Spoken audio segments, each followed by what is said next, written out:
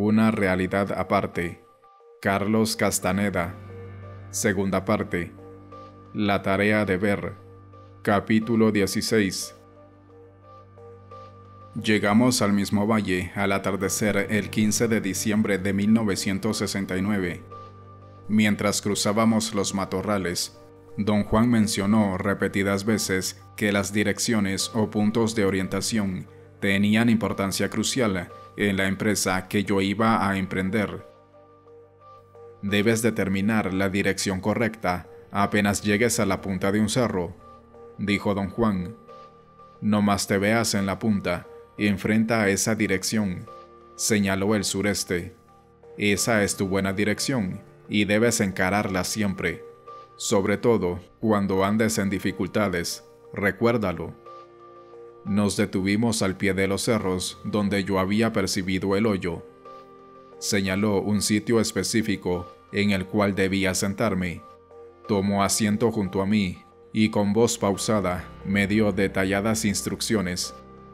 Dijo que tan pronto como yo llegara a la cima del cerro, debía extender el brazo derecho frente a mí, con la palma de la mano hacia abajo y los dedos desplegados en abanico, excepto el pulgar, que debía doblarlo contra la palma. Luego tenía que volver la cabeza al norte y plegar el brazo contra el pecho, con la mano apuntando también al norte. Después tenía que bailar, poniendo el pie izquierdo atrás del derecho, golpeando el suelo con la punta de los dedos izquierdos. Dijo que al sentir que un calor subía por mi pierna, empezara a girar el brazo lentamente de norte a sur y luego otra vez hacia el norte. Donde sientas que se te entibia la palma de tu mano mientras mueves el brazo, es el sitio en el que debes sentarte y también la dirección en la que debes mirar, dijo. Si el sitio queda hacia el este o si está en esa dirección, señaló de nuevo el sureste, los resultados serán excelentes. Si el sitio donde tu mano se calienta está para el norte, te darán una buena paliza, pero puedes volver la marea a tu favor. Si el sitio queda para el sur, tendrás una pelea dura. Al principio necesitarás pasar el brazo hasta 4 veces, pero conforme te vayas familiarizando con el movimiento, no necesitarás más que una sola pasada para saber si tu mano se va a calentar o no. Una vez que localices un sitio donde tu mano es caliente, siéntate allí. Ese es tu primer punto. Si estás mirando al sur o al norte, tienes que decidir si te sientes lo bastante fuerte para quedarte. Si tienes dudas, levántate y vete. No hay necesidad de quedarte si no tienes confianza en ti mismo. Si decides seguir allí, limpia un lugar para hacer una hoguera, como a 1,5 metros de tu primer punto. El fuego debe quedar en línea recta en la dirección que estás mirando. El espacio donde enciendes la hoguera es tu segundo punto. Luego, recoge todas las ramas que puedas entre los 2 puntos y prende la hoguera. Siéntate en tu primer punto y mira el fuego. Tarde o temprano llegará el espíritu y lo verás. Si no se te calienta la mano para nada después de 4 movimientos, gira el brazo despacio de norte a sur y luego da la vuelta y gíralo hacia el oeste. Si tu mano se calienta en cualquier sitio hacia el oeste, deja todo y echa a correr. Corre cuesta abajo hacia el terreno llano y no voltees. Oigas o sientas lo que sea detrás de ti. Tan pronto como llegues al terreno llano, por más asustado que estés, no sigas corriendo, tírate al suelo, quítate la chamarra, haz la bola contra tu ombligo y acurrúcate con las rodillas contra el estómago. También debes cubrirte los ojos con las manos, y los brazos tienen que estar apretados contra los muslos. Debes quedarte en esa posición hasta que amanezca. Si sigues estos pasos sencillos, no sufrirás el menor daño. En caso de que no puedas llegar a tiempo al terreno llano, tírate al suelo ahí donde estés. Te va a ir pero muy mal. Te va a acosar, pero si conservas la calma y no te mueves ni miras, saldrás sin un rasguño. Ahora, si tu mano no se calienta para nada cuando la muevas hacia el oeste, mira de nuevo al este y corre en esa dirección hasta que te quedes sin aliento. Párate allí y repite las mismas maniobras. Has de seguir corriendo hacia el este, repitiendo estos movimientos hasta que se te caliente la mano. Después de darme estas instrucciones, me hizo repetirlas hasta que las memoricé. Luego estuvimos largo rato sentados en silencio. Un par de veces intenté revivir la conversación, pero él me obligó a callar con un gesto imperativo. Oscurecía cuando don Juan se puso en pie y sin una palabra empezó a trepar el cerro. Fui tras él y en la cima ejecuté todos los movimientos prescritos. Don Juan me observaba atentamente a corta distancia. Actué con mucho cuidado y con lentitud deliberada traté de sentir algún cambio perceptible de temperatura, pero no podía descubrir si la palma de mi mano se calentaba o no. Para entonces había oscurecido bastante, pero aún pude correr al este sin tropezar en los arbustos. Dejé de correr al hallarme sin aliento, lo cual sucedió no demasiado lejos de mi punto de partida. Me encontraba cansado y tenso en extremo. Me dolían los antebrazos y las pantorrillas. Repetí allí todos los movimientos marcados y obtuve los mismos resultados negativos. Corrí en lo oscuro 2 veces más. Al girar el brazo por tercera vez, mi mano se calentó sobre un punto hacia el este.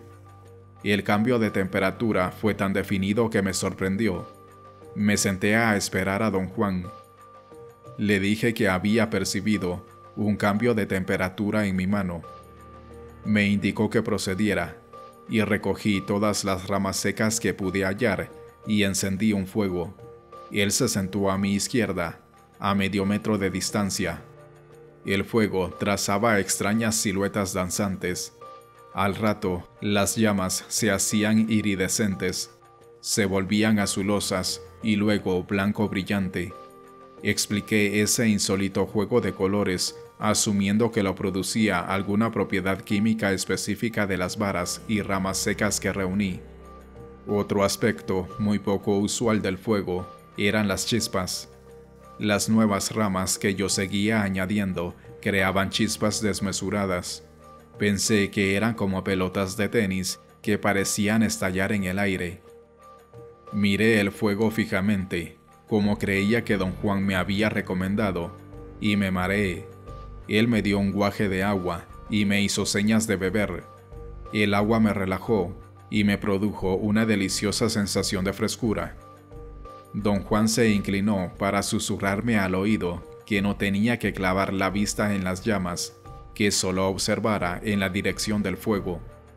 Tras casi una hora de observar, yo sentía un gran frío viscoso.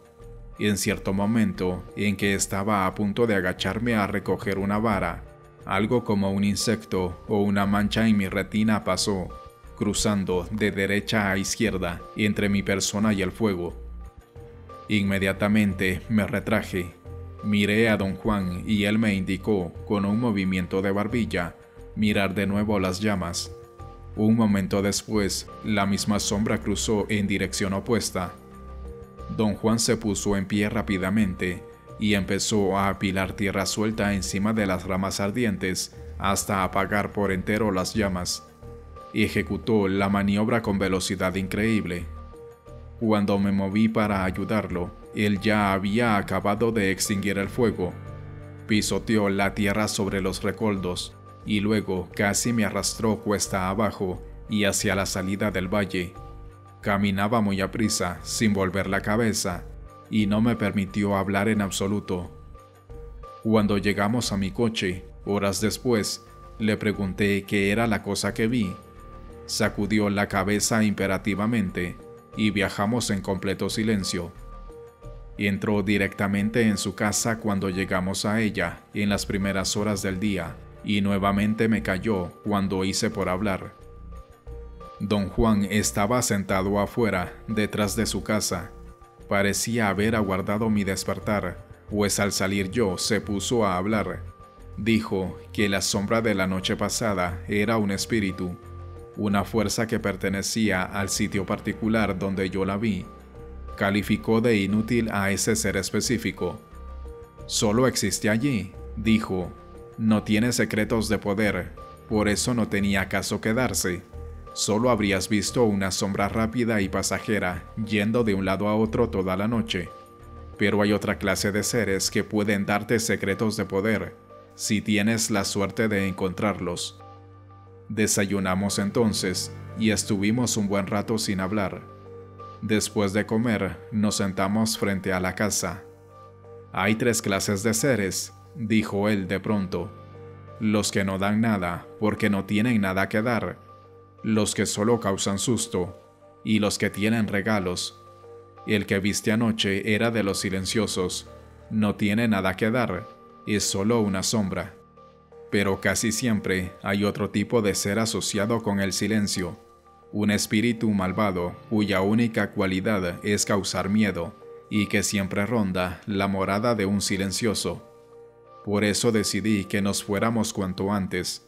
Ese espíritu silencioso sigue a la gente hasta su casa y le hace la vida imposible.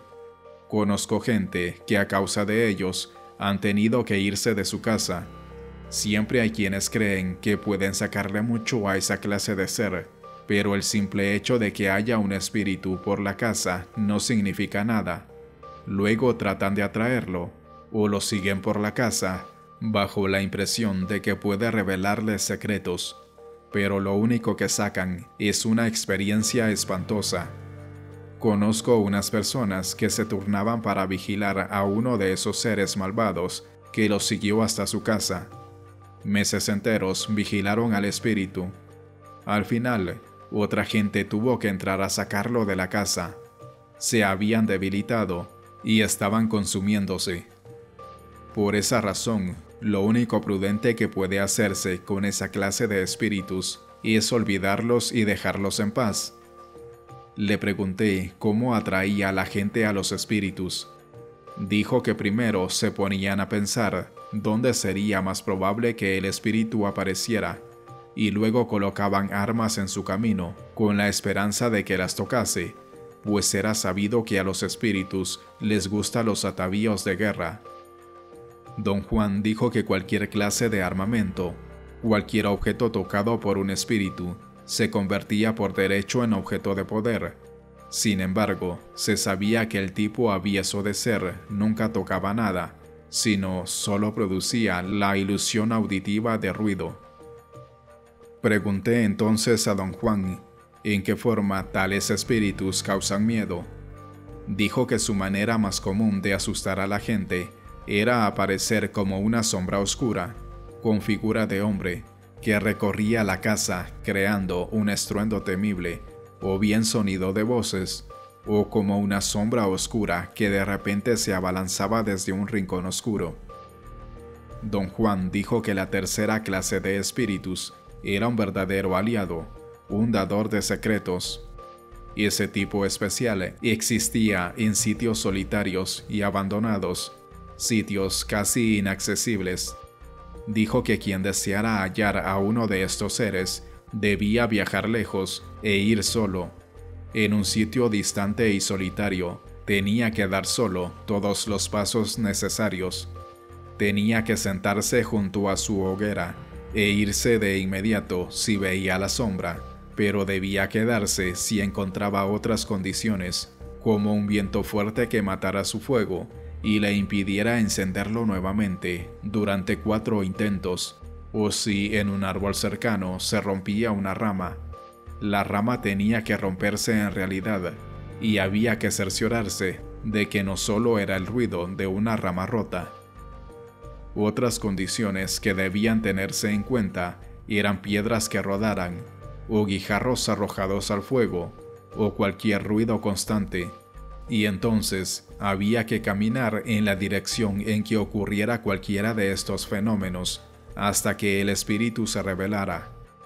Un ser de esos tenía muchos modos de poner a prueba a un guerrero. Saltaba de pronto a su paso, bajo la apariencia más horrenda, y agarraba al hombre por la espalda, y no lo soltaba, y lo tenía sujeto en el suelo durante horas. También podía derribarle un árbol encima. Don Juan dijo que esas eran fuerzas verdaderamente peligrosas, y aunque incapaces de matar a un hombre mano a mano, podían matarlo de susto, o dejarle caer objetos, o al aparecer de pronto para hacerlo tropezar, perder pie y rodar a un precipicio. Me dijo que si alguna vez encontraba yo uno de esos seres bajo circunstancias inapropiadas, por ningún motivo debía tratar de luchar con él, porque me mataría, me robaría el alma, de modo que debía tirarme al suelo y soportar hasta el amanecer. Cuando un hombre está frente al aliado, el dador de secretos tiene que reunir todo su valor y agarrarlo antes de que el otro lo agarre a él, o perseguirlo antes de que lo persiga. La persecución ha de ser sin tregua, y luego viene la lucha. El hombre debe derribar por tierra al espíritu y tenerlo allí hasta que le dé poder. Le pregunté si estas fuerzas tenían sustancia, si era posible tocarlas realmente. Dije que la sola idea de un espíritu me refería a algo etéreo. «No los llames espíritus», respondió, «llámalos aliados, llámalos fuerzas inexplicables». Quedó un rato en silencio, luego se acostó de espaldas y reclinó la cabeza en los brazos cruzados. Insistí en saber si esos seres tenían sustancia. «Claro que tienen sustancia», dijo tras otro momento de silencio. «Cuando luchas con ellos son sólidos, pero esa sensación no dura más que un momento. Esos seres confían en el miedo de uno, por eso, si el que lucha con alguno de ellos es un guerrero, el ser pierde su tensión muy aprisa, mientras el hombre cobra más vigor. Uno puede, en verdad, absorber la tensión del espíritu». «¿Qué clase de tensión es?», pregunté. «Poder. Cuando uno los toca, vibran como si estuvieran listos a rasgarlo a uno en pedazos. Pero es solo un alarde. La tensión termina cuando uno mantiene firme la mano». «¿Qué pasa cuando pierden su tensión? ¿Se vuelven como aire?». «No, solo se vuelven flácidos. Todavía siguen teniendo sustancia, pero no es como nada que uno haya tocado jamás». Más tarde, al anochecer, le dije que tal vez lo que vi la noche anterior pudo ser solo una polilla. Rió y explicó con mucha paciencia que las polillas vuelan de un lado a otro solamente en torno de los focos de luz eléctrica, porque un foco no puede quemarles las alas. Un fuego, en cambio, las quemaría la primera vez que se le acercaran. También señaló que la sombra cubría todo el fuego. Cuando mencionó eso, recordé que en verdad la sombra era extremadamente grande y que durante un momento obstruyó la vista de la hoguera. Sin embargo, aquello sucedió tan rápido que no lo enfaticé en mi primer recuento. Luego, don Juan señaló que las chispas eran muy grandes y volaban hacia mi izquierda. Yo había advertido eso. Dije que probablemente el viento soplaba en esa dirección. Don Juan repuso que no había ningún viento, y eso era verdad. Al rememorar mi experiencia, pude recordar que la noche estaba quieta. Otra cosa que pasé por alto fue un resplandor verdoso en las llamas, que detecté cuando don Juan me hizo seña de seguir mirando el fuego, después de que la sombra cruzó por vez primera mi campo de visión. Don Juan me lo recordó. También objetó que dijera yo sombra. Dijo que era redonda y que más bien parecía una burbuja. 2 días después, el 17 de diciembre de 1969, don Juan dijo en tono muy casual que yo conocía todos los detalles y las técnicas necesarias para ir solo a los cerros y obtener un objeto de poder, el cazador de espíritus. Me instó a proceder por mí mismo y afirmó que su compañía solo me serviría de estorbo. Estaba listo para irme cuando él pareció cambiar de idea. «No eres lo bastante fuerte», dijo. «Iré contigo hasta el pie de los cerros».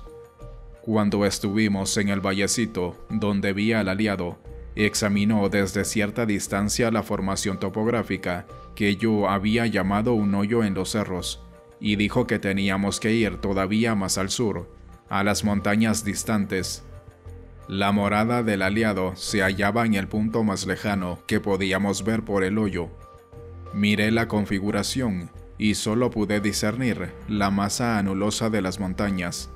Sin embargo, él me guió en una dirección hacia el sureste, y tras horas de camino llegamos a un punto que él consideró bastante adentrado en la morada del aliado. Caía la tarde cuando nos detuvimos. Tomamos asiento en unas rocas. Yo estaba cansado y hambriento. En todo el día solo había tomado agua y algunas tortillas. Don Juan se puso de pronto en pie, miró al cielo y me dijo en tono conminante que echara a andar en la dirección que era mejor para mí, cerciorándome de recordar el sitio donde estábamos en ese momento, para volver allí cuando acabara. Dijo en tono tranquilizador que me esperaría, así tardase yo toda la eternidad. Pregunté con aprensión si creía que el asunto de obtener un cazador de espíritus tomaría mucho tiempo. «¿Quién sabe?», repuso, con una sonrisa misteriosa. Me alejé hacia el sureste, volviéndome un par de veces para mirar a don Juan. Él caminaba muy despacio en dirección opuesta. Trepé hacia la cima de un cerro grande y miré de nuevo a don Juan. Se hallaba por lo menos a 200 metros. No volteó a mirarme. Corrí hasta abajo, metiéndome en una pequeña depresión, como un cuenco entre los cerros, y de pronto me hallé solo. Me senté un momento y empecé a preguntarme qué cosa hacía allí. Me sentí ridículo buscando un cazador de espíritus. Corrí de nuevo a la cumbre del cerro para tener una mejor visión de don Juan, pero no pude verlo en ninguna parte. Corrí cuesta arriba en la dirección en que lo vi por última vez. Quería suspender todo el asunto y regresar a casa. Me sentía enteramente estúpido y fatigado. «¡Don Juan!», grité una y otra vez. No estaba en ningún sitio a la vista. Corriendo, escalé otro empinado cerro. Tampoco desde allí pude verlo. Corrí un buen trecho buscándolo, pero había desaparecido. Desanduve mi camino y volví al lugar donde nos separamos. Tuve la absurda certeza de que lo iba a encontrar allí sentado, riendo de mis inconsistencias. «¿En qué demonios me he metido?», dije en voz alta. Supe entonces que no había manera de parar lo que estaba haciendo allí, fuera lo que fuese. Realmente no sabía cómo regresar a mi coche. Don Juan había cambiado de dirección varias veces y la orientación general de los 4 puntos cardinales no era suficiente. Temí perderme en las montañas. Me senté y por primera vez en mi vida tuve el extraño sentimiento de que en realidad nunca había manera de regresar a un punto original de partida. Don Juan decía que yo siempre insistía en empezar en un punto que llamaba el principio, cuando de hecho el principio no existía, y allí entre esas montañas sentí comprender lo que quería decir. Era como si el punto de partida hubiese sido siempre yo mismo, como si don Juan nunca hubiera estado realmente allí, y cuando lo busqué, se hizo lo que en verdad era, una imagen fugaz desvaneciéndose tras una colina. Oí el suave crujir de las hojas y una fragancia extraña me envolvió. Sentía el viento como presión en los oídos, como un zumbido cauto. El sol estaba a punto de alcanzar unas nubes compactas sobre el horizonte, que parecían una banda naranja esmaltada. Cuando desapareció tras una pesada cortina de nubes más bajas, apareció de nuevo un momento después, como una bola escarlata flotando en la niebla. Pareció luchar un rato por llegar a un trozo de cielo azul, pero era como si las nubes no le dieran tiempo al sol, y luego la banda naranja y la oscura silueta de las montañas parecieron devorarlo. me acosté sobre la espalda. El mundo en mi derredor era tan quieto, tan sereno y al mismo tiempo tan ajeno que me sentía avasallado. No quería llorar, pero las lágrimas fluyeron sin impedimento. Permanecí horas en esa postura. Levantarme era casi imposible. Las rocas bajo mi cuerpo eran duras, y allí donde me acosté apenas había vegetación, en contraste con los exuberantes arbustos verdes en todo el contorno. Desde donde me hallaba podía ver una orilla de árboles altos en las colinas del este. Finalmente oscureció bastante. Me sentí mejor. De hecho, casi experimentaba contento. Para mí, la semioscuridad era mucho más sustento y refugio que la dura luz del día. Me puse en pie, trepé a la cima de un cerro pequeño y empecé a repetir los movimientos que don Juan me enseñó. 7 veces corrí hacia el este, y entonces noté un cambio de temperatura en la mano. Encendí el fuego e inicié una guardia cuidadosa, como don Juan había recomendado, observando cada detalle. Horas pasaron y comencé a sentir mucho frío y cansancio. Había juntado una buena pila de ramas secas, alimenté el fuego y me acerqué más a él. La vigilia era tan ardua e intensa que me agotó. Empecé a cabecear. En 2 ocasiones me quedé dormido y desperté solo cuando mi cabeza cayó hacia un lado. Tenía tanto sueño que ya no podía vigilar el fuego. Bebí un poco de agua y rocié otro poco en mi cara para mantenerme despierto. Solo por breves momentos lograba combatir la somnolencia. Sin saber cómo, me había desanimado e irritado. Me sentía un perfecto estúpido por estar allí, y eso me daba una sensación irracional de frustración y desaliento. Estaba fatigado, hambriento, con sueño y absurdamente molesto conmigo mismo. Terminé por abandonar la lucha por mantenerme despierto. Añadí un montón de ramas secas a la hoguera y me acosté a dormir. La búsqueda de un aliado y un cazador de espíritus era en ese momento una empresa de lo más ridículo y extravagante. Tenía tanto sueño que ni siquiera podía pensar ni hablar solo. Me quedé dormido. Un fuerte crujido me despertó de pronto.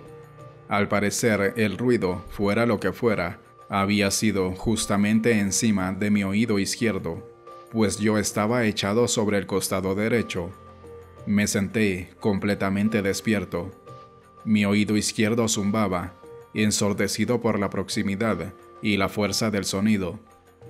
Debo haber dormido solo un corto rato, a juzgar por la cantidad de ramas secas que aún ardían en el fuego. No oí más sonidos, pero permanecí alerta y seguí alimentando las llamas. Por mi mente cruzó la idea de que tal vez me había despertado un disparo. Tal vez alguien andaba cerca observándome, disparando contra mí. La idea se hizo muy angustiosa y creó una avalancha de miedos racionales. Tuve la seguridad de que alguien era dueño de esa tierra, y siendo así, podían tomarme por un ladrón y matarme, o podrían matarme para robarme, ignorando que yo no tenía nada encima. Experimenté un estado de terrible preocupación por mi seguridad. Sentía la tensión en los hombros y en el cuello. Moví la cabeza hacia arriba y hacia abajo.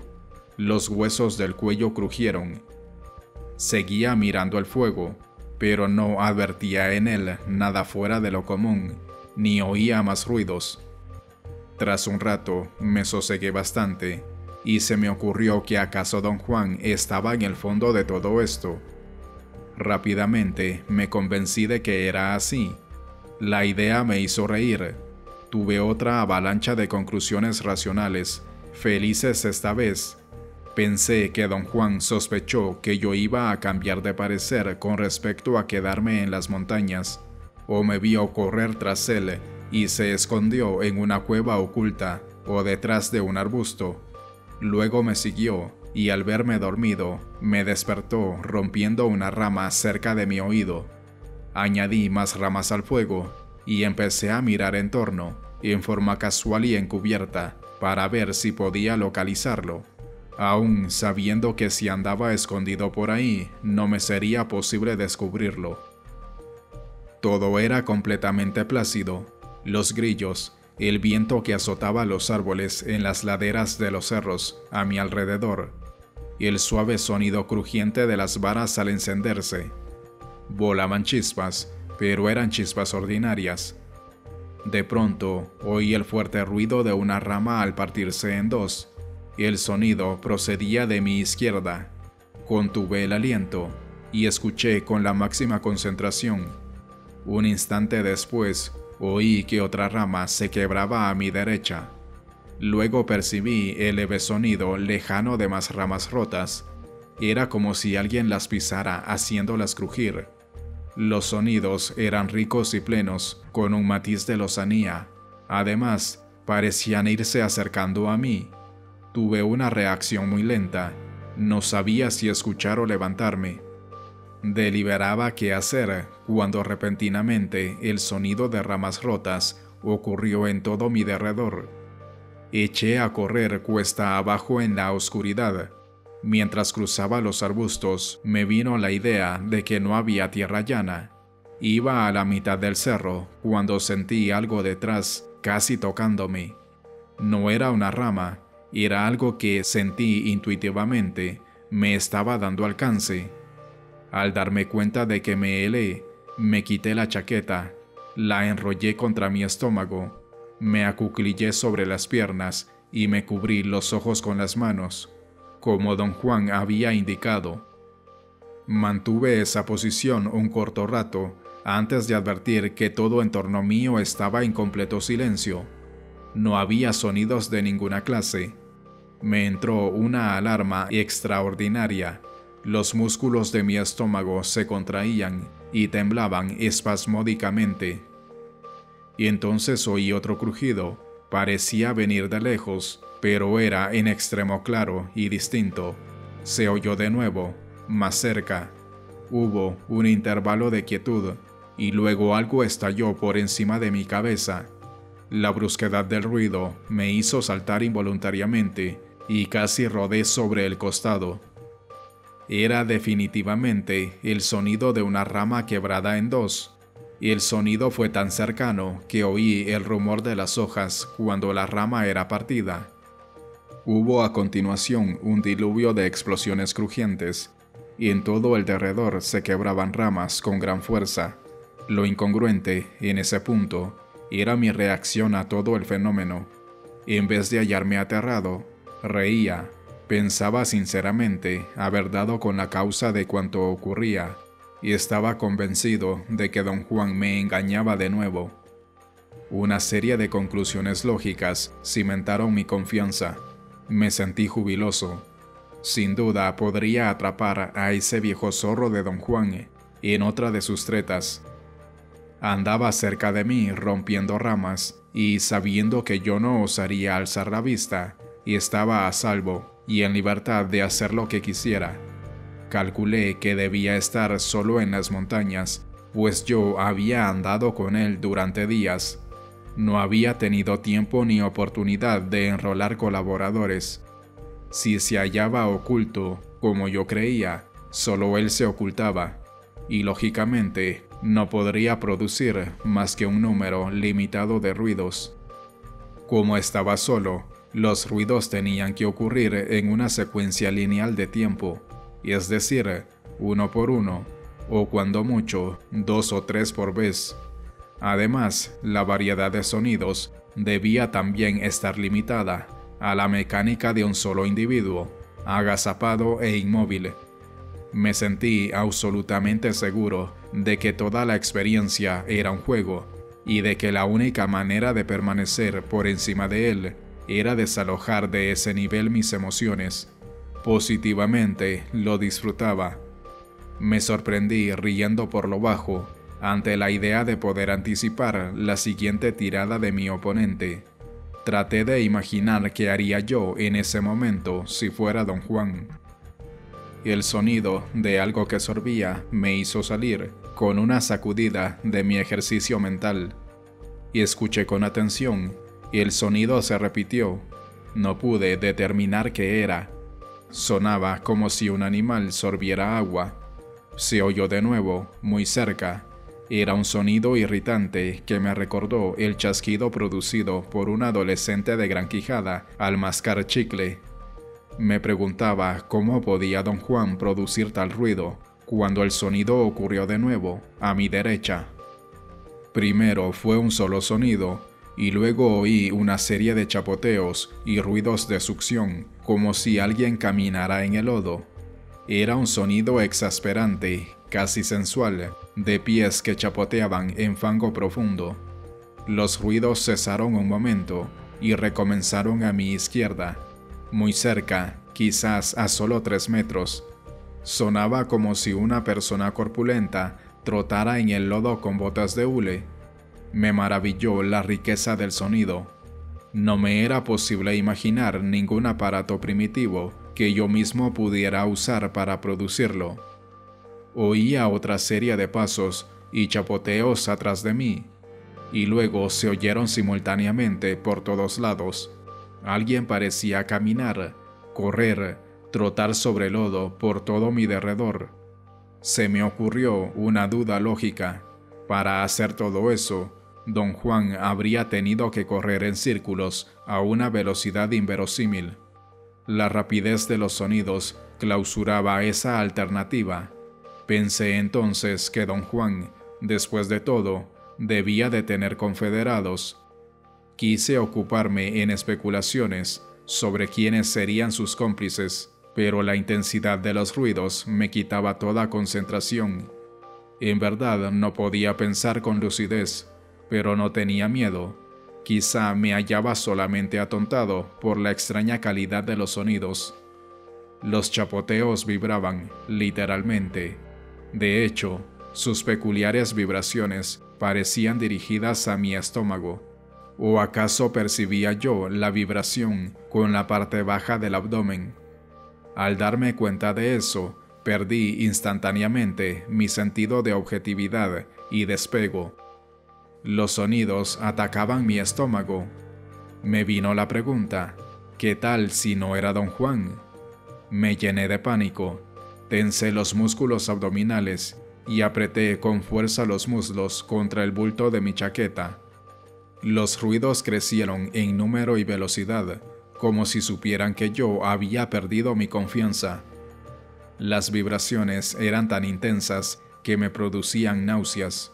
Luché contra la sensación. Aspiré hondo y empecé a cantar mis canciones de peyote. Vomité y los ruidos cesaron en el acto. Se sobrelaparon los sonidos de grillos y viento y los distantes ladridos en staccato de los coyotes. La abrupta cesación me permitió un suspiro y evalué mi circunstancia. Un corto rato antes me había hallado del mejor humor, confiado y sereno. Obviamente, había fallado como un miserable al juzgar la situación. Aunque don Juan tuviera cómplices, sería mecánicamente imposible que produjeran sonidos que afectaran mi estómago. Para producir sonidos de tal intensidad, habrían necesitado aparatos más allá de sus medios y de su concepción. Al parecer, el fenómeno que yo experimentaba no era un juego, y la teoría, otra de las tretas de don Juan, era solo mi propia explicación rudimentaria. Tenía calambre y un deseo incontenible de dar vuelta y estirar las piernas. Decidí moverme a la derecha para quitar la cara del sitio donde vomité. En el instante en que empecé a reptar, oí un chirrido muy suave, justamente sobre mi oído izquierdo. Me congelé en ese sitio. El chirrido se repitió al otro lado de mi cabeza. Era un sonido suelto. Pensé que parecía el chirrido de una puerta.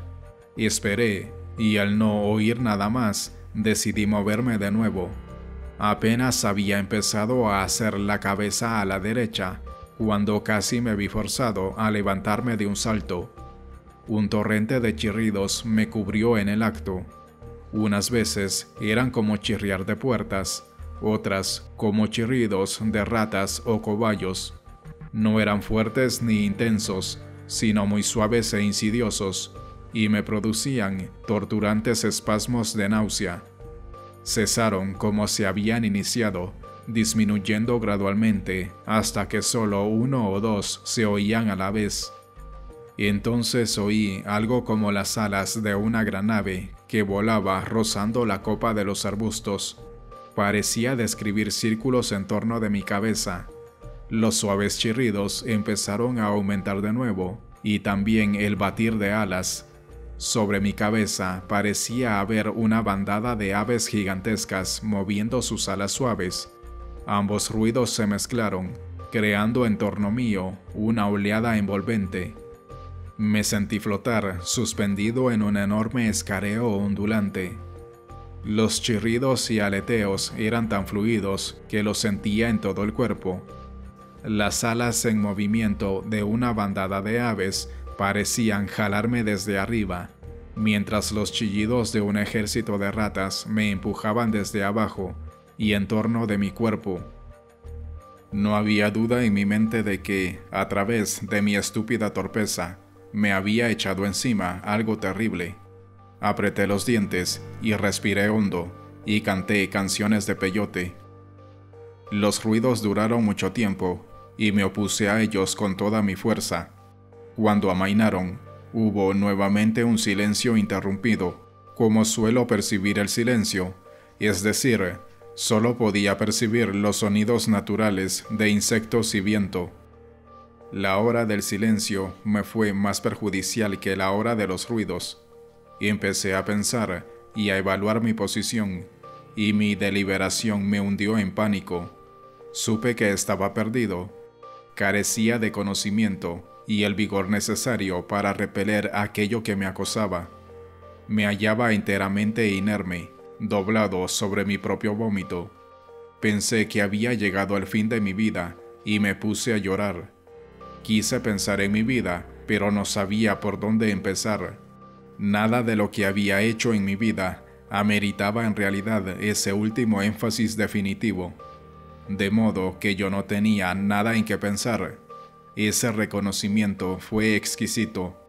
Había cambiado desde la última ocasión en que experimenté un miedo similar. Esta vez me hallaba más vacío. Tenía menos sentimientos personales que llevar a cuestas. Me pregunté ¿qué haría un guerrero en esta situación? Y llegué a diversas conclusiones. Había en mi región umbilical algo de suma importancia. Había algo ultraterreno en los sonidos, y estos se dirigían a mi estómago, y la idea de que don Juan me estuviese embromando era insostenible por completo. Los músculos de mi estómago estaban muy tensos, aunque ya no habían retorcijones. Seguí cantando y respirando profundamente, y sentí una tristeza confortante inundar todo mi cuerpo. Se me había aclarado que para sobrevivir debía proceder en términos de las enseñanzas de don Juan. Repetí mentalmente sus instrucciones. Recordé el punto exacto donde el sol había desaparecido tras las montañas en relación con el cerro donde me hallaba y con el sitio en que me agazapé. Recuperé la orientación y una vez convencido de que mi determinación de los puntos cardinales era correcta, empecé a cambiar de postura para que mi cabeza apuntara en una dirección nueva y mejor, el sureste. Lentamente moví los pies hacia la izquierda, pulgada por pulgada, hasta torcerlos bajo las pantorrillas. Luego me dispuse a alinear mi cuerpo con los pies, pero no bien había empezado a reptar lateralmente, sentí un toque peculiar. Tuve la sensación física concreta de que algo tocaba la zona expuesta de mi nuca. Fue tan repentina que grité involuntariamente y volví a inmovilizarme. Apreté los músculos abdominales y me puse a respirar hondo y a cantar mis canciones de peyote. Un segundo después, sentí de nuevo el mismo toque leve en el cuello. Me hice pequeño. Tenía la nuca descubierta y nada podía hacer para protegerme. Me tocaron de nuevo. Era un objeto muy suave, casi sedoso, el que tocaba mi nuca, como la pata peluda de un conejo gigante. Me tocó de nuevo, y después empezó a cruzar mi nuca de un lado a otro hasta ponerme al borde del llanto. Sentía que un hato de canguros silenciosos, lisos, ingrávidos, pisaban mi cuello. Oía el suave golpeteo de sus patas mientras pasaban suavemente sobre mí. No era en absoluto una sensación dolorosa, y sin embargo resultaba enloquecedora. Supe que si no me ocupaba en hacer algo, me volvería loco y saldría corriendo. Lentamente, recomencé las maniobras para cambiar la dirección de mi cuerpo. Mi intento de moverme pareció aumentar el golpeteo sobre mi nuca. Finalmente, llegó a tal frenesí que jalé mi cuerpo y de inmediato lo alineé en la nueva dirección. No tenía la menor idea sobre las consecuencias de mi acto. Solo tomaba acción para evitar volverme loco, furioso y delirante. Apenas cambié de dirección, cesó el golpeteo en mi nuca. Tras una larga pausa angustiada, oí un lejano crujir de ramas. Los ruidos ya no estaban cerca, parecían haberse retirado a otra posición, distante de la mía. Tras un momento, el sonido de ramas quebradas se confundió con un estruendo de hojas agitadas, como si un fuerte viento azotara todo el cerro. Todos los arbustos en torno mío parecían sacudirse, pero no soplaba viento. El rumor y los crujidos me dieron la sensación de que el cerro estaba en llamas. Mi cuerpo estaba rígido como una roca. Sudaba copiosamente y empecé a sentir más y más calor. Por un momento estuve enteramente convencido de que el cerro se quemaba. No eché a correr porque estaba tan tieso que me hallaba paralizado. De hecho, ni siquiera podía abrir los ojos. Todo lo que me importaba entonces era ponerme en pie y huir del fuego. Tenía calambres terribles que empezaron a cortarme el aire. Me concentré en tratar de respirar. Tras una larga pugna pude al fin aspirar hondo nuevamente, y asimismo notar que el rumor había amainado. Solo había un ocasional sonido crujiente, y el sonido de ramas quebradas se hizo cada vez más distante y esporádico, hasta cesar por entero. Con los párpados entrecerrados, miré el suelo debajo de mí. Ya había luz diurna. Esperé otro rato sin moverme, y luego comencé a estirar mi cuerpo. Rodé hacia arriba, y el sol estaba encima de los cerros, al este. Tardé horas en enderezar mis piernas y arrastrarme ladera abajo. Eché a andar rumbo al sitio donde don Juan me dejó, que se hallaba como a 1,5 kilómetros. Al mediar la tarde, iba apenas a la orilla de un bosque, y faltaba aún la 1/4 parte del recorrido. No podía caminar más, por ningún motivo. Pensé en leones de montaña, y traté de subir a un árbol, pero mis brazos no soportaron mi peso. Reclinado contra una roca, me resigné a morir allí. Me hallaba convencido de que sería pasto de pumas o de otros merodeadores. No tenía fuerzas ni para lanzar una piedra. No tenía hambre ni sed. A eso del mediodía había hallado un arroyito y bebí en abundancia, pero el agua no ayudó a restaurar mi vigor. Sentado allí, en el colmo de la desesperanza, sentía más pesar que miedo, y estaba tan cansado que no me importaba mi destino, y me dormí. Desperté cuando algo me sacudió. Don Juan se inclinaba sobre mí, me ayudó a enderezarme y me dio agua y atole. Dijo riendo que me veía muy mal. Traté de narrarle lo ocurrido, pero me hizo callar y dijo que yo había fallado al tiro, que el sitio donde quedamos de encontrarnos estaba como a 100 metros de distancia. Luego me ayudó a caminar y me condujo cuesta abajo. Dijo que me llevaba a una corriente grande y que iba a lavarme allí. En el camino me tapó las orejas con hojas que traía en su morral y luego me cubrió los ojos, poniendo una hoja sobre cada uno y asegurando ambas con un trozo de tela. Me hizo quitarme la ropa y me ordenó poner las manos sobre los ojos y oídos para asegurarme de que no podía ver ni oír nada. Don Juan frotó todo mi cuerpo con hojas y luego me echó a un río. Sentí que era un río grande, era profundo. Yo estaba de pie y no tocaba fondo. Don Juan me sostenía por el codo derecho. Al principio no sentí la frialdad del agua, pero poco a poco me fue calando y por fin se hizo intolerable. Don Juan me jaló a tierra y me secó con unas hojas de aroma peculiar. Me vestí y él me condujo. Caminamos una buena distancia antes de que me quitara las hojas de los oídos y los ojos. Me preguntó si tenía fuerzas para caminar de regreso a mi coche. Lo extraño era que me sentía muy bien. Incluso ascendí corriendo una ladera empinada para demostrarlo. En el camino a mi coche fui muy cerca de Don Juan. Tropecé veintenas de veces y él se reía. Noté que su risa era especialmente vigorizante y se convirtió en el punto focal de mi recuperación.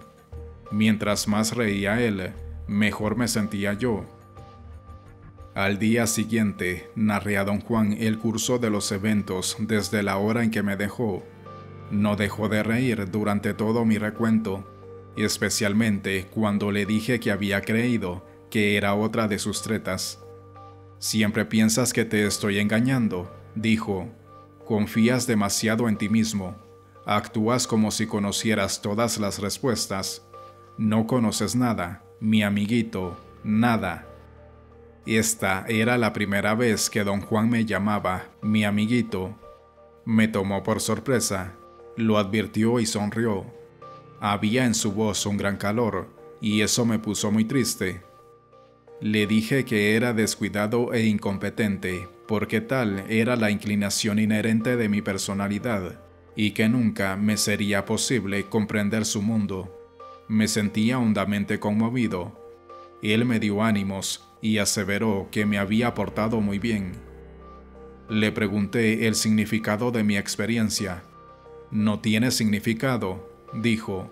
«Lo mismo podría pasarle a cualquiera, especialmente a alguien como tú, que ya tiene la abertura ensanchada.